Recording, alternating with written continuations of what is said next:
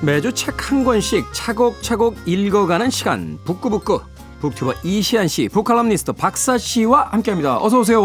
네, 안녕하세요. 자, 짜증나요. 네. 이시안 씨 새 책 나왔어요.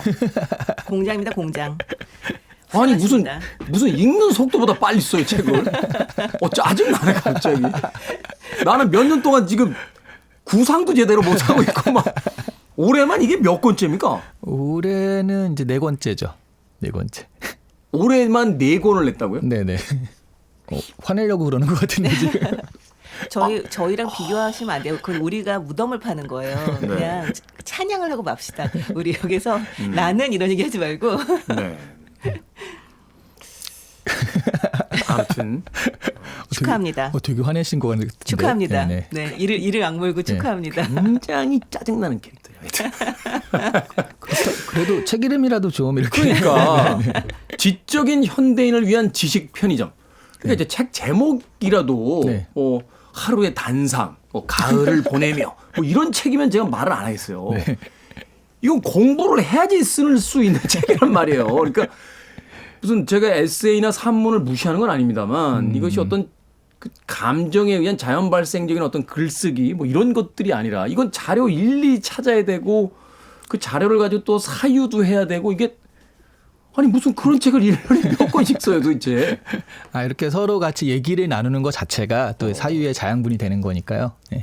엊그제 만났던 화가분이 정말 엄청나게 그 노동력이 집약되는 작품을 굉장히 많이 그리시는 분이 계시거든요. 네. 그분이 자신의 작업실을 드로잉 팩토리라고 얘기를 하시더라고요. 예전에 앤디 워홀의 팩토리처럼. 그렇죠. 딥팩토리라고 막 네. 드로잉 공장이다 이렇게 얘기를 하시는데 딱 정말 아침에 저 책을 보는 순간 이건 지식 편의점 아니고 지식 공장이다. 컨베이어 벨트가 들어가고 있구나라는 생각이 들더라고요. 네.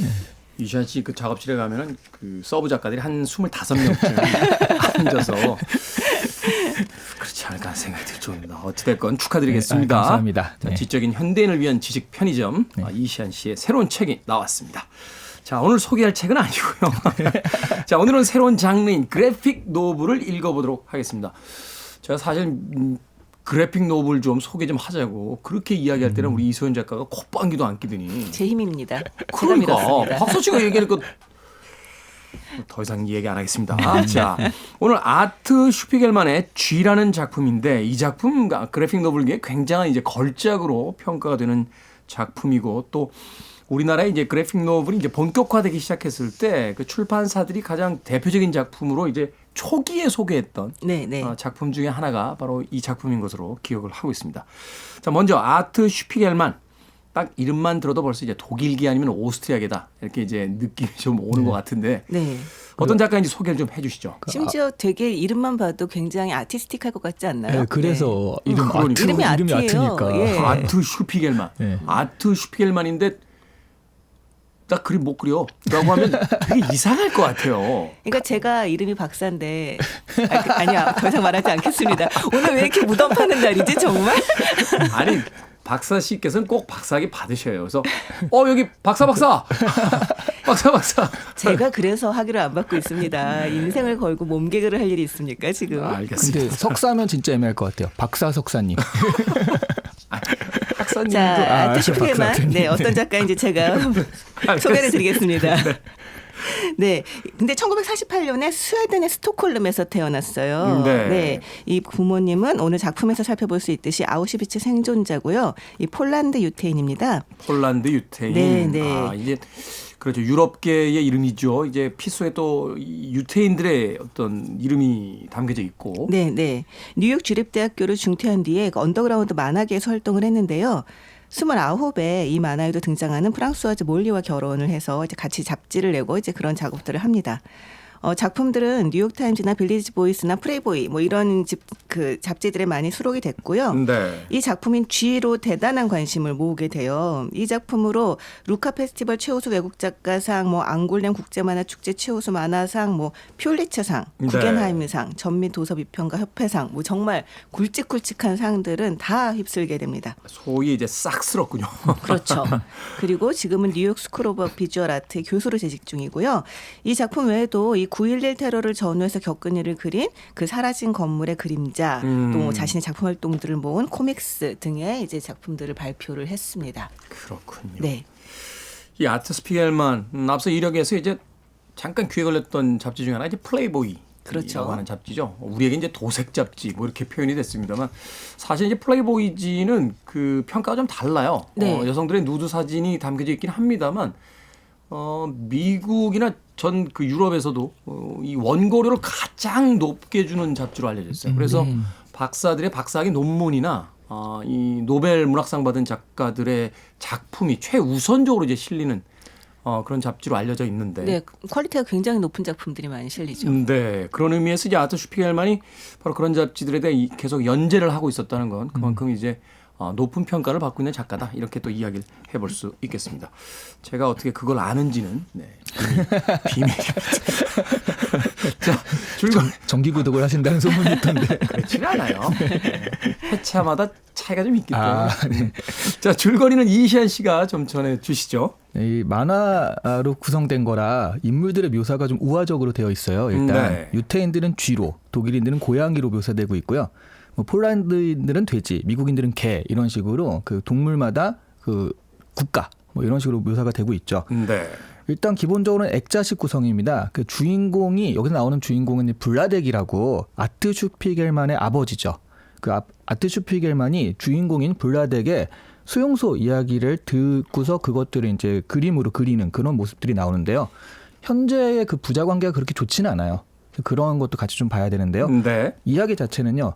블라덱이 아냐라는 여성을 만나 결혼하는 것부터 시작이 됩니다. 블라덱도 성실했고 아냐의 집이 또 잘 사는 집이었기 때문에 매우 평온하고 부유한 생활을 했었는데 그때 이제 전쟁이 발발을 하거든요. 그러면서 폴란드 군에 그 잡혀가요. 징집이 돼가지고 폴란드 군에서 이제 싸우게 되는데 전쟁포로가 돼서 블라덱이요. 전쟁포로가 돼서 고초를 겪다가 구사일생으로 간신히 집으로 돌아오게 됩니다. 근데 이제부터가 진짜 시작이거든요. 이제부터 나치가 점점 승기를 잡아가면서 유태인들을 본격적으로 잡아가고 탄압하기 시작해요. 네. 그러니까 블라덱 집안도 은신처에 숨어 있다가 결국 걸리게 되고요. 아우슈비츠를 끌려가게 됩니다. 여기까지가 1부 내용이고요. 2부는 그 아우슈비츠에서 이야기가 시작이 되는 건데요. 수용소의 처참한 생활 그리고 거기서 살아남기 위한 여러 가지 그 모습들, 비인간적인 일상들 이런 것들이 굉장히 적나라하게 나와요. 나중에 독일의 항복으로 수용소에서 나와 어렵게 고향으로 돌아가서 결국 아내인 아냐와 재회하게 되는 그런 이야기인데요. 이렇게만 들으면 좀 평범한 느낌인데 스토리 자체는요. 이 책은 개별 에피소드, 뭐 탄압받는 모습이라든가 수용소에서 생활, 그리고 블라덱이 거의 초인적인 그 문제 해결력? 순발력이 정말 뛰어나잖아요. 이런 것들, 이런 에피소드를 보면서 좀 같이 봐야 되는 그런 이야기고요. 또 그 현실에서 아버지와 아들의 관계가 삐걱거리는 것 그런 것들까지 같이 봐야 되는 좀 복합적인 이야기라고 할 수 있습니다. 굉장히 어두운 버전의 마치 빅피쉬를 보는 듯한 네. 그 팀 버튼의 이제 빅피쉬를 보면 이제 신문 기자인 아들과 소위 이제 뻥쟁이로 나온 과장된 이야기로서 이제 거짓말을 하고 있더라고 아들에게 이제 무시당하는 아버지의 어떤 갈등의 이야기가 나오게 되는데. 아마도 이 아트 슈피겔만의 쥐라는 작품은 그런 버전의 가장 다크한 버전이 되지 않을까. 사실은 우리가 줄거리만을 대충 들었을 때는 이것이 이제 나치의 어떤 유태인 탄압을 고발하는 아주 그런 플랫한 형식의 어떤 단조로운 형식의 이야기처럼 들립니다만 그 안에 이제 아버지와 아들의 어떤 갈등 네. 또 그 이야기를 전달받으면서 또 아들이 아버지를 묘사하는 방식 이런 것들을 통해서 어떤 작품의 깊이들이 생기잖아요. 네, 네. 그래서 정말로 이런 책들은 이제 소위 우리가 이야기하는 이제 코믹스 만화책이라고 부르기보다는 이제 그래픽 노블이라고 그래서 그림이 그려져 있는 정말로 그 어떤 하나의 문학 작품처럼 이렇게 평가를 하게 되는데 자 그렇다면 그래픽 노블이 뭔지부터 일단 간단하게 소개를 해주시고 이제 본격적으로 작품 속으로 들어가 보도록 하겠습니다. 네, 뭐 그래픽 노블은 단어에서 그래픽 플러스 노블 그 소설의 합성어로요. 만화와 소설의 중간 형식을 취하는 건데 이게 또 1978년에 미국 작가가 만화라고 하면 좀 편견이 있잖아요. 네. 그래서 조금 더 좀 다른 표현을 찾고자 해가지고 처음에 작품 표지, 자기 작품 표지에 사용을 했다고 합니다. 이거를 이해하려면요, 한국 국어연구원, 국립국어원 이런 데서 그래픽 노블을 뭐라고 번역하면 좋을까 해가지고 2020년에 제안한 게요, 만화형 소설. 이렇게 만화형 소설. 만화형 소설이라고 부르죠. 너무 직관적이지 않습니까? 근데 딱 그거 보면 그래픽 노블이 이런 거구나라고 또 직관적이니까 알 수 네. 있을 것 같아요. 이야기 하군요. 구조가 일반 만화보다 탄탄한 서사를 가지고 있다라고 얘기를 하는데요. 사실 저는 여기에 살짝 불만이 있습니다. 근데 약간 만화를 무시하는. 그럼요. 보통의 만화에도 탄탄한 서사를 가진 그럼요. 작품이 얼마나 많은데요. 그런 면에서는 구별점이 될지는 모르겠습니다만 제가 볼 때는 가장 큰 구별점은 말이 많다가 아닐까. 맞아요. 네, 대사가 진짜 많죠. 저도 사실은 거기에 동의하게 되는 게, 이 소위 우리가 코믹스라고 부르는, 이제 그래픽 노블도 이제 영어니까 그냥 만화라고 하지 않고 이제 코믹스라고 네. 등가로 붙여주면, 코믹스는 말하자면 그림이 더 동적이에요. 뭐 이렇게 프레임을 뚫고 나온다거나 네, 어떤 네. 한 칸의 이제 구조도 굉장히 다양하게 배치가 되고 동적인 액션들이 굉장히 강조돼 있다거나 이렇게 이제 그려지는데, 이 그래픽 노블들은 대부분 등장인물들이 서서 대화만 합니다. 그러니까 액션이 별로 없이. 근데 딱 그렇게 말하기는 어려운 게 네. 그 마블 코믹스, 그러니까 맥스맨, 아이언맨, 캡틴 아메리카 등을 이제 그래픽 노블의 예로 들기도 해요. 저는 네. 코믹스라고 봐요. 네. 그 부분은 한번 저희가 밖에서 논쟁을 한번 해보죠. 저는 코믹스를 되게 좋아해서 네. 일본 만화 같은 거 되게 좋아해서 이제 네. 자주 보는데, 가장 큰 차이가 그래픽 노블은 어쨌든 이 한 권 안에서 기승전결이 있어요. 근데 이제 일본 만화 그런 스타일, 코믹스 스타일은 인기를 얻으면 작가 자체도 이거 3개월 연재할까 6개월 연재할까 이러다가 인기를 얻으면 23년 연재하고 막 그러잖아요. 드래곤볼 뭐 이런 작품들이 그렇죠. 원피스 아직도 안 끝났어요. 그렇죠. 네. 10년이 지났는데 그 작품에서는 일주일 지난 걸로 나오고. 그러니까 이게 기승전결이 있는 게 아니라 계속 비슷한 사건이 반복되기 때문에 약간 그런 차이, 기승전결의 어떤 완결성을 가지는가 아닌가의 차이도 좀 있을 것 같습니다. 자, 이렇게 세 명의 그래픽 노블에 대한 설명을 듣고 나니까 결국 우리는 그래픽 노블을 전혀 모르고 있다. 결론에 도착했습니다. 뭔지 네. 모르겠어요. 아니 그래픽 노블을 보려면 그냥 이 작품을 보시면 될 것 같아요. 알겠습니다. 이 작품 같은 경우는 이 그래픽 노블 장르에서 최초로 필리처상을 받은 작품이다라고 하는 타이틀을 갖고 있기 때문에 아무리 봐도 무슨 말인지 모르겠다 싶으시면 이 작품을 보시면 하실 겁니다. 이 작품보다 이제 활동성이 많으면 코믹스고, 이 작품보다 말이 더 많으면 이제 그래픽 노블로 가도록 하겠습니다. 자, 이 만화가인 아들 아티가 이제 홀로코스트 생존자인 아버지 블라드에게 이제 회상을 들으면서 작업을 합니다. 그렇다면은 이 아들이 아버지를 어떻게 묘사하는가, 이것이 이제 작가의 시점이 되고 독자의 시점이 되고 또 이 책의 어떤 주제와 가장 밀접한 그런 어떤 그 지점이 되지 않을까 하는 생각이 드는데 어떻습니까? 그러니까 사람의 인생에서 약간 적응력 그 총량의 법칙이 있지 않나? 약간 저는 그런 생각을 했어요. 아까 말씀하셨듯이 이시안 씨가 말씀하셨듯이 굉장한 적응력을 보이면서 살아남거든요. 생존력 정말 갑입니다. 와, 이 와중에 장사를 돈을 벌어? 약간 이런 생각이 들 정도로 네. 자신의 능력을 최대한 발휘해서 결국은 살아남게 되는 그런 존재인데 현재는 정말 적응을 못해요. 완전히 살아 돌아온 뒤에는. 네, 완전히 과거에 매여 살고 있습니다.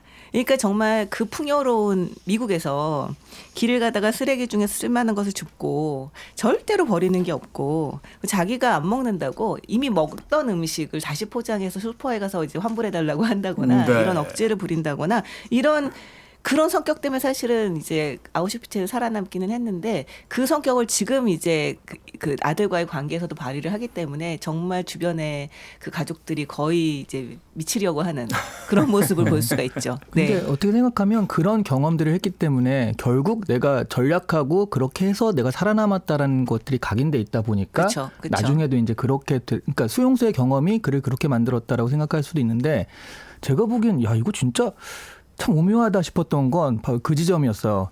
이 사람이 수용소에 갔던 건 결국 유태인들이 인종차별을 받은 거잖아요. 나치에 의해서. 네. 인종차별의 피해자인데 이 사람은 인종차별주의자인 거예요. 네. 그러니까 흑인을 보고 검둥이라면서 검둥이는 뭐 다 훔쳐가 이런 식으로 하면서 뭐 감시를 한다든가 자신이 그렇게 공격받았는데 그것을 고스란히 다시 네. 사회에 돌려주죠. 굉장한 인종차별주의라 나오기 때문에 이런 부분이 참 미묘하다, 복합적이다라는 생각이 많이 들었어요. 근데 제가 얼마 전에 심리학자분하고 잠깐 얘기를 했었는데 차별을 받은 사람들이 차별을 한대요. 그러니까 이 차별이 계속 없어지지 않고 재생산되는 이유가 차별을 당한 사람들이 결국은 자기가 또 차별을 한다는 거죠. 그래서 역설적으로 네. 차별이 더 없어져야 된다라고 주장을 하는 거잖아요. 그렇죠. 네. 그런 의미에서 봤을 때 이 책에서 이야기하고 있는 것은 바로 이제 전쟁을 겪은 부모의 세대 그리고 그 세대 이후에 태어난 아이들이 바로 그 세대 간의 어떤 갈등들, 이 거대한 어떤 시대적 트라우마를 겪은 세대와 그렇지 않은 세대들의 어떤 그 간극 또 서로를 이해하는 방식 이런 것들을 또 이 책 안에서 담아내려고 했던 것이 아닌가 네, 그런 네. 생각을 해보게 됩니다. 빌보드 키드의 아침 선택 KBS 2라디오 김태원의 프리웨이 북구북구 박사씨 이시안 씨와 함께 아트 슈피겔만의 G 읽어보고 있습니다. 자, 이 책의 이제 중심 내용으로 들어가기 위해서는 이 구성을 이해하는 것이 가장 중요하지 않나 하는 생각을 해봅니다. 자, 2차 세계 대전에서 아우슈비츠까지 이어지게 되는 이 생존기를 다루고 있는 아버지 시대의 서사. 그런데 이 서사만을 다루고 있는 게 아니라 바로 현재로 돌아와서 그 시대를 겪은 아버지와 나와의 또 다른 에피소드. 이것이 이제 두 축으로 가고 있어요. 이런 어떤 일종의 이제 액자 구성이라고도 볼 수 있겠죠. 아버지의 회상을 들으면서 과거로 돌아가게 되는 거니까. 이런 구성을 띠고 있는 이유가 무엇일까요? 또 그리고 이 구성을 통해서 이야기하려고 하는 바는 무엇일지. 그 부분이 이제 핵심일 것 같은데. 일단 뭐 두 가지로 보자면 첫 번째는 그냥 정말 이제 그 직관적으로 보자면 액자식 구성이 더 사실 같지 않아요? 내가 겪은 이야기인데 내가 뭐 이건 실화인데라고 들려주면 아 이건 진짜 이 시대의 실화라고 해서 약간 그런 느낌이 있기 때문에 조금 더 그 경험들을 생생하게 전달할 수 있지 않았나 싶은 게 하나 있는데 정말 중요한 이유는 그거는 것 같아요. 아까 잠깐 말씀드렸지만 이 사람이 이렇게 아껴 쓰고 말도 안 되는 구두쇠인 것들을 그 현상 그것만 딱 보면 이 사람 왜 이러지 하는데 그 앞에 액자식 구성으로 그 수용소의 경험을 보여주잖아요. 그러면서 어떻게 보면 이 아트 슈피겔만은 아들로서 이해는 안 되지만 이런 것들을 같이 보여줌으로써 이걸 보는 사람들한테는 이해를 시도하는 게 아닐까. 이런 경험이 있었기 때문에 이런 성격이 된 것이다를 우리가 액자식 구성을 보면 알 수 있잖아요. 네. 그래서 이해를 좀 시도하려는 것이 아닐까 하는 생각이 들더라고요. 네. 저는 그거에 덧붙여서 정말 이제 처음에는 홀로코스트가 단순히 역사적으로 지나간 사건이 아니라 우리 아버지나 할아버지 세대에 있었던 그러니까 지금과 멀지 않은 시간이다라고 하는 걸 보여주려고 했나라고 하면서 봤는데 읽다 보니까 그 압도적인 사건이 지금 현재 이 사람에게 어떤 영향을 미치는가 그 아버지만이 아니라 그 이후에 태어난 이 작가에게도 어떤 영향을 미치는가라고 하는 걸 보여주려고 했던 게 아닌가 그런 생각이 들었어요. 이 저자의 경우는 어렸을 때 왜 아이들이 이제 막 이렇게 몽상하잖아요. 그 내용이 뭐였냐면 아빠랑 엄마랑 둘이 가스실에 가서 둘 중 하나만 구해야 된다면 누굴 구할까? 이런 걸 몽상을 했다는 거예요. 그러니까 그런 얘기들 너무 많이 듣고 자랐기 때문에. 그렇죠. 그리고 막 뭐 꿈도 그러니까 이제 자기 그 형이 죽어요. 그 상황에서 죽는데 자기 죽은 뒤에 태어나거든요. 그 형 한 번도 본 적이 없는데 늘 이 죽은 형하고 비교가 되거든요. 그런 것 때문에 괴로워하다가 그 비밀 경찰들, 나치의 비밀 경찰들이 아이들을 잡아가는 그런 꿈을 꾸기도 하고요. 그리고 이 중간에 저자가 정신과 의사랑 상담을 하는 장면이 나옵니다. 네. 근데 그 장면이 되게 인상적이었어요. 저는. 그러니까 작가의 경우는 내가 살면서 어떤 성과를 내든 간에 아우슈비츠에서 살아남은 것에 비하면 대단치 않아 보인다. 자기가 굉장히 초라해 보인다. 약간 네. 이것에 대해 이야기를 하니까 그 의사가 그 아버지의 심정을 이제 짐작을 합니다. 살아남은 것에 대해 죄책감을 느끼시는 게 아닐까? 그 아버지는. 그렇기 때문에 나는 항상 옳았다. 이걸 강조하면서 그 죄책감을 아들에게 떠넘기려고 한 게 아닐까라는 얘기를 해요. 뭐 그런데 그러면서 또 드는 생각이 뭐냐면 심리적으로뿐만이 아니라 이 작가는 그 아버지의 그런 그 과거 때문에 자신의 미래를 결정을 하기도 합니다. 그러니까 뭐냐면 아버지가 아들이 한 게 다 틀렸다. 라면서 굉장히 나는 다 옳고 너는 다 틀렸다라고 해서 엄청 증명을 하고 싶어 해요. 네. 그러니까 어렸을 때부터 거기에 너무 시달리다 못해서 이렇게 얘기를 하죠. 저자는 내가 예술가가 된 것도 아버지가 이걸 비실용적이고 시간 낭비일 뿐이라고 여겼기 때문이다. 아버지에게 반항하기 위해서. 그러면서 예술이야말로 아버지와 경쟁하지 않아도 되는 분야였거든이라고 얘기를 합니다. 단지 그 반항만이 아니라 정말 이 아버지의 그 억압에서 벗어나고 싶었던 것이 바로 예술을 하게 된 동기다 또라고 얘기를 하고 있기도 하죠. 이 이야기의 복잡성이 바로 여기 있는 것 같아요. 단순하게 지난 시대를 이해하고자 하는 것이 아니라 사실은 이제 기성세대와 젊은 세대가 부딪혔을 때 기성세대는 젊은 세대를 보고 있다라고 착각하고 젊은 세대들은 기성세대를 안다라고 착각하잖아요. 네. 근데 이 간극에서 결국 나타나는 걸 보면 서로가 서로에 대해서 전혀 알지 못하고 있다는 거. 전쟁을 경험한 세대를 어떻게 이 아들 세대가 이해할 수 있겠어요. 그래서 지금의 그 아버지의 엉뚱한 행동을 과거를 가져옴으로써 이해해 보려고 하는데 여기서 중요한 건 아버지만을 방점으로 놓고 보지 않는다는 거죠. 네네. 이 아버지 세대의 그 상흔이 지금의 세대에게 또 어떤 영향을 주고 그래서 지금 세대는 얼마나 또 그 안에서 상처받고 있는가 이것을 또 그려내고 있다는 점에서 이 작품이 가진 어떤 입체성이라고 해야 될까 그런 부분이 또 가장 뛰어나게 보여주는 게 아닌가 하는 생각이 또 듭니다. 네. 그 전쟁이라는 게 기존 질서가 무너지는 경험을 한 사람들이잖아요. 반대로 전후에 태어난 사람은 기존 질서가 없는 상태에서 태어난 사람이기 때문에 네. 정말 가장 극심하게 부딪힐 수밖에 없는 그런 경험인 것 같아요. 맞아요. 네. 그리고 이 아버지의 이야기가 참 슬픈 게 자신이 옳다고 주장하는 것 안에는 아마도 그런 생각이 있지 않을까 하는 생각을 해봐요. 내가 그렇게 악착같이 살았기 때문에 나는 살았지만 나의 어떤 행동들 때문에 내가 아닌 저 사람들이 죽음을 당한 건 아닐까. 결국 나의 생존이 저 사람들의 죽음과 연관되어 있다는 걸 생각하면 사실은 살아있는 내내 죄책감이 시달려야 되잖아요. 그렇죠. 근데 그것을 이제 억지로라도 없애기 위해서는 내가 옳았다. 난 틀린 게 아니야. 내 행동이 반드시 옳았던 거야 라는 걸 끊임없이 증명해야지만 죄책감에서 벗어날 수 있으니. 네. 그래서 이 저자 같은 경우도 이제 정신과 의사랑 얘기를 하다 깨닫게 돼요. 아, 나도 또한 아버지처럼 그러니까 사는 게 승리고 죽은 자들은 패배했기 때문이다 라고 생각을 하고 있었구나. 이게 단순히 살고 죽고 하는 문제가 너무나 엄청난 비극이었기 때문에 그 안에서는 사실은 이기고 지고가 없고 정말 다 우연으로 이루어진 거잖아요. 그건 정말 신의 주사위처럼 그렇죠. 운일 수밖에 없는 부분들일 수 그렇죠. 있는데. 그런데도 불구하고 그 아버지가 살아남았기 때문에 그리고 그 아버지에 의해서 계속 주입된 것이 있기 때문에 아, 살아남은 건 승리한 것이고 죽은 건 패배한 것이다라고 나도 암묵적으로 생각하고 있었구나라는 걸 깨닫는 장면이 나옵니다. 네. 사실은 그래서 그 엄마인가요? 아우슈비츠에서 살아남았지만 사실은 극단적인 어떤 선택을 하게 되는 네, 그런 네. 이제 파국을 맞게 되는데 결국 누가 승자이고 누가 패자라고 하는 그런 이분법적인 어떤 사고로서 이 상황을 이해할 수 없는 것 네. 그것을 또 깨달아가는 과정이 아닌가 하는 생각이 들게 됩니다. 자, 이 유럽 사회에서 이 2차 세계전이 남겨놓은 상흔은 정말 어마어마한 것 같아요. Free your mind. I want to break free. Are you free?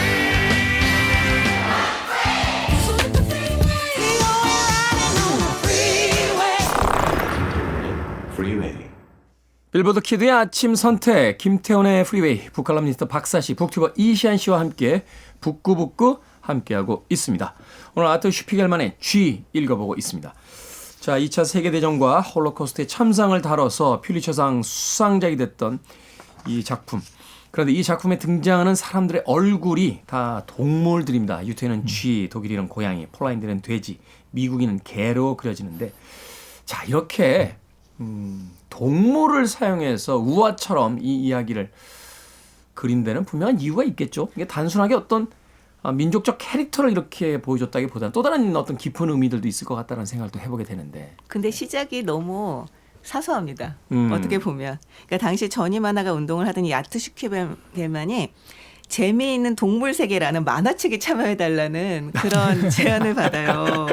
네. 그래서 여기에 참가하는 만화가는 누구나 등장인물을 동물로 한정해야 된다. 약간 이런 기획이었던 거죠. 근데 시작은 그렇게 했지만 이 고민을 하다 보니까 아, 억압 구조를 상징하기 위해서 동물들을 활용하는 것이 좋겠다라고 생각을 했고 네. 그리고 이제 알아보는 사이에 유태인을 쥐로 묘사하는 사례들이 되게 여러 개가 있다는 것을 알게 되죠. 네. 그리고 약간 역설적으로 독일에서 독일 신문에서 유태인들은 그러니까 그때 당시에 쥐가 그 페스트의 원흉 뭐 이런 거가 있었기 때문에 굉장히 나쁜 해충, 오물투성이 해충, 세균 부유자들 이런 식으로 쥐를 굉장히 나쁘게 묘사를 했었거든요.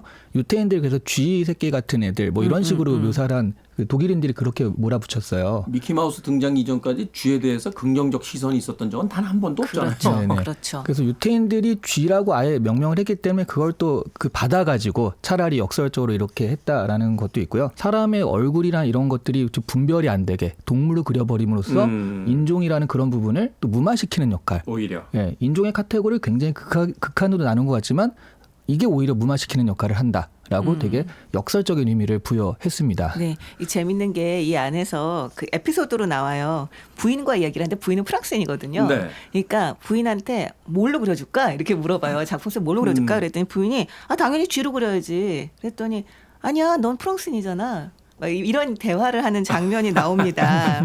네, 네. 그것도 되게 재밌었고요. 프랑스면은 닭 아닙니까? 여기서 개구리로 그리려고 합니다. 네, 그러니까 부인이 난 개종했어 이러면서 그러니까 쥐로 그려줘 막 이런 얘기를 하는 장면이 나오고요. 네. 그래서 그 프랑스와즈 때문에 또 어떤 분석이 있냐면 이게 인종이라기보다는 역할이다. 그 역할에 따라서 동물을 만든 것이다. 이렇게 분석하기도 해요. 그렇죠. 사실 만화에서 쥐로 그리기도 하죠. 자기 네네. 부인을. 네. 근데 저도 이런 생각을 해봤어요.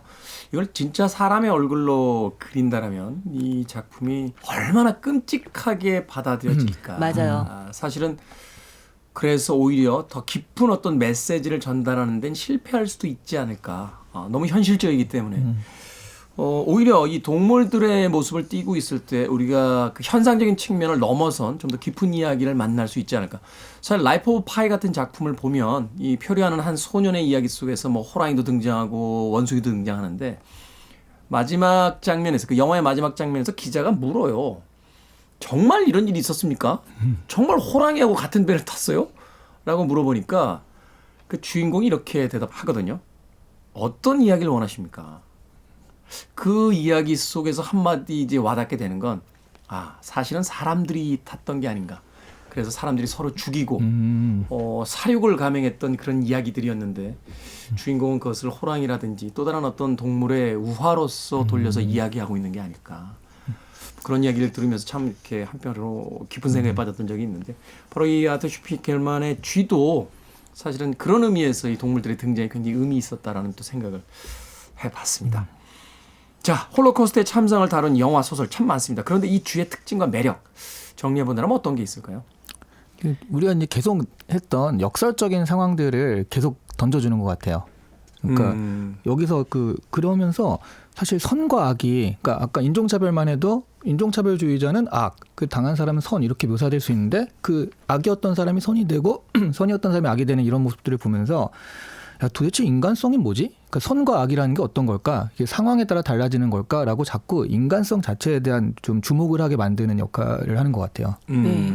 그리고 말씀하셨듯이 동물로 그리게 되면서 오히려 이게 아주 사실적으로 그렸을 때에 너무나 이렇게 몰입해 버리게 되는 것을 좀 막는 역할을 하고 있지 않나라고 얘기했는데 저는 약간 그 부분 동의를 하거든요. 네. 그러니까 귀여운 캐릭터들이 나오면서 이게 상당히 끔찍한 이야기를 그리고 있는데 약간 묘한 거리감을 유지를 할 수 있게 해줘요, 독자가.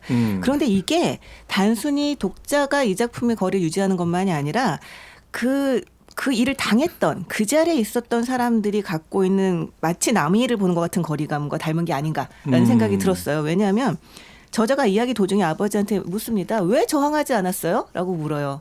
머릿수로 봐서도 압도적이고 너무나 많은 사람들이 죽었잖아요. 그렇죠. 사실 그들이 저항을 할 수도 있었는데 왜 저항하지 않고 거기에 순순히 잡혀가는 대로 끌려가는 대로 죽이는 대로 다 당하고 있었느냐. 우리가 왜 흔히 그런 생각하잖아요. 끌려가는 사람은 한 200명인데 총 든 사람은 10명밖에 없으면 그렇죠. 단번에 와 하고 한번 밀어붙여보면 어떨까. 네, 뭐 이런 네. 생각도 하게 되는데. 네. 근데 사실 어떻게 보면 그 사람들은 너무나 그 상황이 비현실적이었을 수도 있겠다라는 생각이 드는 거예요. 그러니까 그러면서 당시의 분위기로서는 저항할 수가 없었던 거죠. 그렇죠. 네. 지금 보는 우리로서는 이해하기가 어려운데 이것을 동물 캐릭터를 씀으로써 좀 더 그 정서를 잘 잡아낸 게 아닌가라는 생각을 저는 좀 하면서 봤어요.